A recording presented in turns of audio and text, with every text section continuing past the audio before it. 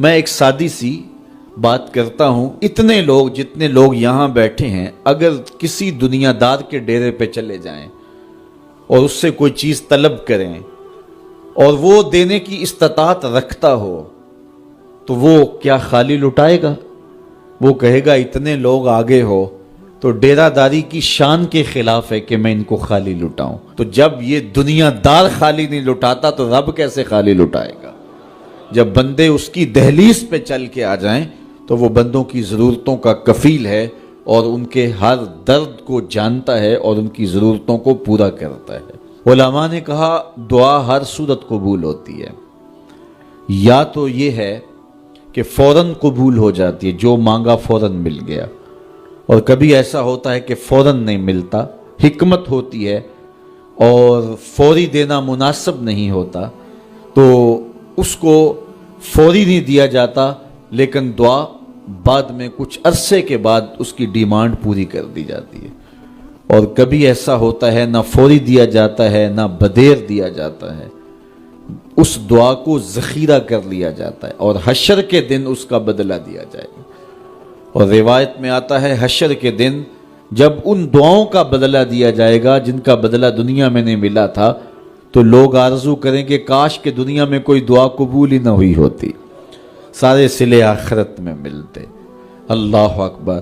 کبھی ایسا ہوتا ہے جو مانگا جاتا ہے وہ نہیں دیا جاتا، اس کے بدلے میں کچھ اور چیز دے دی جاتی ہے جو اس کی ضرورت ہوتی ہے اور جو اس کے لیے مناسب ہوتی ہے۔ وہ کچھ اور مانگ رہا ہوتا ہے لیکن اللہ اپنی حکمت کے تحت اسے کچھ اور عطا کر دیتا ہے۔ بہر صورت دعا قبول ہوتی ہے اور بندوں کے اٹھے ہوئے ہاتھ اللہ پسند کرتا ہے۔ آج یہ بھی بحث چلتی ہے نہیں مانگنا چاہیے، فلاں وقت میں نہیں مانگنا چاہیے، تو وہ کہتا ہے مجھ سے مانگو جب بھی مانگو، میرا دست کرم تمہیں دینے پہ آمادہ ہے۔ اور اگر کوئی نہیں مانگتا تو فرمایا کل ما یابو بکم ربی لولا دعاؤکم، اے محبوب فرما دو اگر یہ نہیں مانگیں گے تو اللہ بھی پرواہ نہیں کرے گا۔ مانگنا تمہاری ضرورت ہے، اگر تم مانگتے رہو گے تمہاری جھولیاں بھرتا رہے گا، اور اگر تمہیں اسے نہیں پکارو گے تو وہ بھی تمہاری پرواہ نہیں کرے گا۔ تو اس کے حضور دعائیں مانگو، اپنی آرزویں پیش کرو، اپنی تمنائیں اس کے حضور پیش کرو۔ اچھا دنیا داروں سے مانگیں تو اپنے لیے مانگتے ہیں، لیکن اللہ سے مانگو تو اپنے لیے بھی مانگو، اوروں کے لیے بھی مانگو۔ وہ کریم ہے، وہ دیتا ہے اور خوش ہو کے دیتا ہے، تو اس سے مانگو، اس سے جھولی پھیلاؤ۔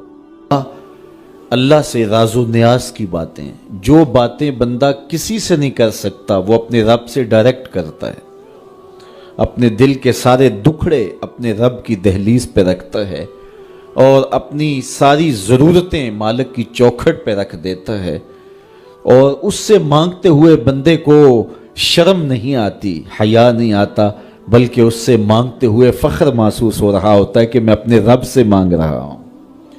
کسی اور سے مانگیں تو جھجک لگتی ہے، لیکن مالک سے مانگیں تو اپنائیت کا احساس ہوتا ہے کہ میں اس سے مانگ رہا ہوں، اس لیے کہ وہ ہمارا رب لگتا ہے، ہمارا اس سے ربط کتنا گہرا ہے۔ مسجد نبوی کا ایک کونا تھا اور ایک بندہ وہاں بیٹھ کے دعا مانگ رہا تھا۔ اس کے دعا کے لفظوں پہ غور کیجئے، اے اللہ میں تجھ سے اس لیے مانگتا ہوں کہ تو میرا اللہ ہے، تیرے علاوہ میرا ہے بھی تو کوئی نہیں۔ تو یہ وہ دعا مانگ رہا تھا اور مسجد نبوی کے کونے میں بیٹھا تھا۔ حضور نے دیکھا تو ایک صحابی سے کہا وہ جو دعا مانگ رہا ہے اس کو جا کے بتا دو تمہاری دعا قبول ہو گئی ہے۔ وہ مانگ اس ڈھب سے رہا ہے۔ تو یہ دعا اپنے رب سے نیاز ہے، دعا خود عبادت ہے۔ جب تمہاری ضرورتوں کا کفیل وہ ہے تو پھر اس سے نہیں مانگیں گے تو کس سے مانگیں گے؟ اور جب اس سے بندہ مانگتا ہے تو پھر وہ مانگنے والے کی لاج بھی رکھتا ہے۔ ان ربکم حیی کریم یستحیی من عبدہ اذا رفع یدیہ ان یردہما صفرا۔ تمہارا رب حیا کرنے والا کریم ہے، جب بندے اس کے سامنے ہاتھ پھیلا کے دعا مانگتے ہیں اللہ فرماتا ہے مجھے شرم آتی ہے ان کے اٹھے ہوئے ہاتھ خالی کیسے موڑوں۔ جب انہوں نے مجھ سے مانگا ہے تو میں نے بھی نہ دیا تو کون دے گا؟